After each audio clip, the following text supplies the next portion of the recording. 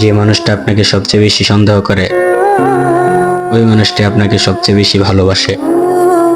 যে মানুষটা আপনাকে একটু বেশি শাসন করে ওই মানুষটাই নীরবে বসে আপনার জন্য আফসোস করে।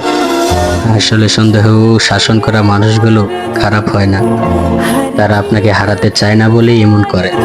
আর এগুলো যদি আপনি পেইন মনে করেন তাহলে আপনি বোকা। সত্যিকারের ভালোবাসা পাওয়া অনেক কঠিন, এগুলা টাকা দিয়ে কেনা যায় না, এগুলা ভাগ্যে পাওয়া যায়। যে আপনাকে বেশি সন্দেহ করে সে আপনার ভাগ কাউকে দিতে চায় না। সন্দেহ করা যদি আপনার কাছে প্যারা লাগে তাহলে ভালোবাসা আপনার জন্য না। কারণ যে মানুষটা আপনাকে কোনোভাবে হারাতে চাইবে না সেই মানুষটাই আপনাকে সবচেয়ে বেশি সন্দেহ করবে, এটাই স্বাভাবিক।